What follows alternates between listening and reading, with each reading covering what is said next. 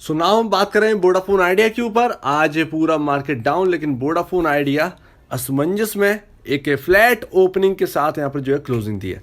अब यहाँ पर हम बात करने वाले कई सारे जो सवाल हैं उसके ऊपर कि जो 500 करोड़ की जो आज बैठक है, 500 करोड़ रुपए जुटाने हैं, वो आज वोडाफोन आइडिया से नहीं जुटाने, यानी इंडिया में जो लिस्टेड है बीआई का शेयर, उससे नहीं होगा फंड रेज।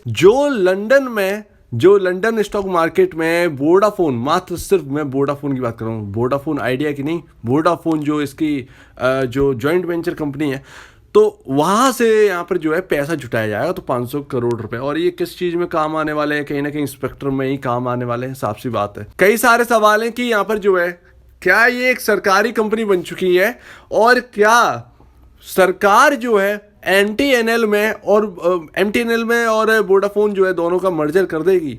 ये दो चीजों पर हम आज डिस्कस करने वाले हैं। कई लोग को पता नहीं होगा, कई लोग सोचते हैं कि यहाँ पर जो है शेयर होल्डिंग पैटर्न या किसी और चीज में गवर्नमेंट की हिस्सेदारी नहीं दिखा रहा है। तो देखिए, यहाँ पर जो है ऑलरेडी यहाँ पर खरीद लिया गया, वो अभी आपको शो होने लगेगी। और यहाँ पर ओनर्स अगर आप देखेंगे ना, जब इसकी आप कंपनी की सर्च करेंगे डिटेल, तो आपको पूरी डिटेल मिल जाएगी।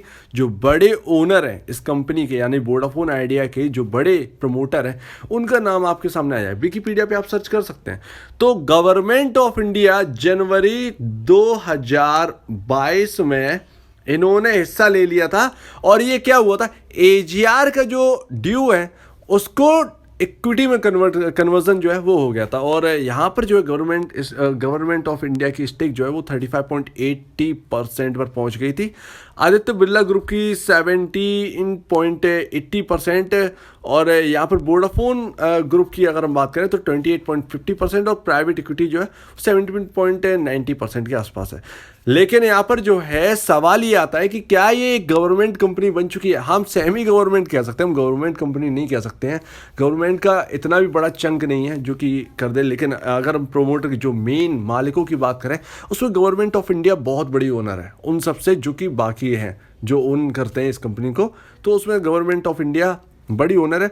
तो हम ये कह सकते हैं कि कभी अगर आपने देखा होगा तो किसी ना किसी कंपनी में आपको गवर्नमेंट ऑफ इंडिया की हिस्सेदार मिल जाती है। इसका मतलब ये नहीं है कि ये जो है गवर्नमेंट कंपनी हो गई, उसे हम कई तौर पर सेमी गवर्नमेंट कह सकते हैं। हालांकि यहाँ पर कहीं ना कहीं अब गवर्नमेंट ऑफ इंडिया उतर आई है, और इसमें प्रमोटर अगर ये सबसे बड़े हैं, तो जो बोर्ड मीटिंग जो होती है उसमें बड़े प्रमोटर की जगह ज़्यादा होती है, यानी कि पावर ज़्यादा होते हैं बड़े प्रमोटर के पास। बड़ा प्रमोटर चाहे तो किसी भी चीज़, किसी भी अगर हम कोई प्रपोजल लेके आए तो उसको रिजेक्ट भी कर सकते हैं, एक्सेप्ट भी कर सकते हैं, रिजेक्ट भी कर सकते हैं। हालांकि बस गवर्नमेंट ऑफ इंडिया के ऊपर ये रहेगा कि ये इसमें पार्टिसिपेट करते हैं या नहीं करते हैं, ये कुछ अपना लागू करते हैं या नहीं करते हैं, ये इनके ऊपर है। तो आज बोर्ड मीट से पहले कोई बहुत बड़ी यहाँ पर जो बोर्ड मीट नहीं कहेंगे, ये 5G स्पेक्ट्रम की जो है वो तैयारी कहीं ना कहीं हो रही है। लेकिन आप कहेंगे 500 करोड़ जुटा रहे हैं, बहुत कम। वाकई में ये कुछ और रीज़न या और भी रह सकते हैं, ज़रूरी नहीं है कि ये 5G स्पेक्ट्रम के लिए ही हो सकता है।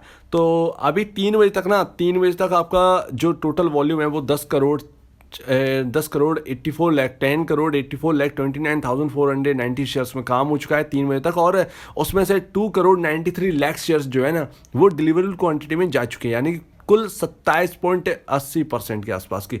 तो यहाँ पर अगर आप कहें कि बहुत बड़ा कुछ बूम होने वाला है या कुछ नहीं, यहाँ पर डिलीवरी ये नहीं कहती है। हालांकि हो जाए कि या कुछ बोर्ड मीट में जो है वो सामने निकल के आए, कुछ ऐसा अनाउंसमेंट हो जाए, तो यहाँ पर जो है आपको शेयर में थोड़ा सा उछाल देखने को मिल सकता है। अदरवाइज यहाँ पर जो है आपका कोई क्वांटिटी जो है वो इतनी खास नहीं है। इतनी खास मैं इसीलिए कह रहा हूँ कि बोर्ड मीट है तो उससे पहले कुछ ना कुछ एक हैवी डिलीवरी देखने को मिलती है, लेकिन 27% इज नॉर्मल। बात करें कि एमटीएनएल और वोडाफोन का, लेकिन उससे पहले हम ये देखेंगे, हम पूरे फाइनेंशियल रिजल्ट को नहीं देखेंगे।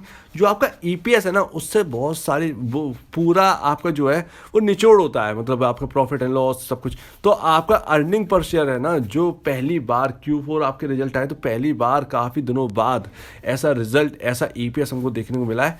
मतलब जो एक्सपेक्टेशन थी, जो ईपीएस जो मिस हुआ है वो इस बार बहुत कम हुआ था। मतलब ईपीएस में थोड़ा सा सुधार हुआ है, तो ईपीएस जो है ना पहले यहाँ पर 33% तक था ईपीएस माइनस परसेंट में जो अंदाजा लगाया गया था, तो उससे जो है स्लिप था। लेकिन इस बार जो है वो -0.29%, तो ईपीएस में एक अच्छा खासा उछाल है। और अर्निंग देखते हैं कि अभी आगे होता क्या है। 5G एक नया फील्ड है और यहाँ पर जो है एक वॉर होनी है। तो अभी हम बात कर रहे हैं कि वोडाफोन आइडिया और एमटीएनएल का मर्जर क्या आगे चलकर हो सकता है। जी हाँ, पॉसिबल है। क्यों पॉसिबल नहीं है? हो सकता है कि यहाँ पर जो है गवर्नमेंट ये प्रपोजल रख दे प्रमोटर के सामने कि वोडाफोन आइडिया और एमटीएनएल का मर्जर करवा दें, एक कर दें और एक कंपनी बना दें। और जो 3 का ख्वाब था ना कि 3 कंपनियां भारत के अंदर टेलीकॉम की बड़ी कंपनियां रहें, तो वो शायद वो भी पूरा होता हुआ नज़र आएगा। और एमटीएनएल एक लिस्टेड कंपनी भी है, तो ज़्यादा दिक्कत भी नहीं होगी। तो एमटीएनएल का मर्जर वोडाफोन आइडिया में पॉसिबल है कि हो सकता है कुछ समय बाद या ऐसा प्रपोजल आ जाए, क्योंकि इसमें कोई दोहराई की बात नहीं है। गवर्नमेंट ऑफ इंडिया की स्टेक ऑलरेडी बीआई में आ चुकी है, एमटीएनएल गवर्नमेंट की है ही, तो मर्जर करने में जो है ना वो बड़ी प्रॉब्लम नहीं होगी। और इससे जो है 3 कंपनियां जो है वो आ जाएंगी इंडिया के अंदर, जो कि शुरू से हम जो सुनते आए कि 3 बड़ी कंपनियां, तो वो भी हो जाएगा। तो यहाँ पर जो है मर्जर का प्रपोजल तो आ सकता है। गवर्नमेंट ऑफ इंडिया के सबसे बड़ा शेयर होल्डर भी है वोडाफोन आइडिया का, और एमटीएनएल गवर्नमेंट के, तो कर सकते हैं, ऐसी कोई बड़ी बात नहीं है, कर सकते हैं। और अपनी स्टेक जो है वो गवर्नमेंट रख सकती है उसके अंदर। या तो ये भी हो सकता है कि यहाँ पर जो है एमटीएनएल को खरीदा जाए वोडाफोन आइडिया की तरफ से, ये भी पॉसिबल है, क्योंकि बहुत बड़ा मार्केट कैप नहीं है एमटीएनएल का। थोड़े से हालात सही हुए तो हो सकता है कि एमटीएनएल का जो कारोबार है वो वोडाफोन आइडिया के अंदर आ जाए। तो इंतजार करिए, जो भी आपके सवालों के जो जवाब है वो मिल जाएंगे आने वाले समय में। जो फ्यूचर कैसा होगा, काफ़ी ज़्यादा क्वेश्चन रहते हैं कि वोडाफोन आइडिया का फ्यूचर कैसे होगा। 5G एक नई फील्ड है, यहाँ पर जो लड़ाई होगी अगर ये जीत गए देन कंपनी जो है रिवाइवल जो है वो हो जाना है। अदरवाइज यहाँ पर जो है प्रॉब्लम रहेगी। अगर ये सर्वाइवल नहीं कर पाए 5G में तो फिर प्रॉब्लम आ जाएगी, क्योंकि आप जानते हैं 5G जो है ना वो एक नई फील्ड है। 4G में तो जो है वो बैटल चली रही थी, लेकिन 5G जो है वो सबके लिए नया है। तो 5G यहाँ पर जो है बहुत ही इंपॉर्टेंट रहेगा। तो नज़र रखिए वोडाफोन आइडिया के ऊपर। अब जो बोर्ड मीट है उसमें देखते हैं कि क्या निकल के आता है। तब तक के लिए अब दीजिए मुझे चाहे। वीडियो देखने के लिए बहुत बहुत धन्यवाद दोस्तों।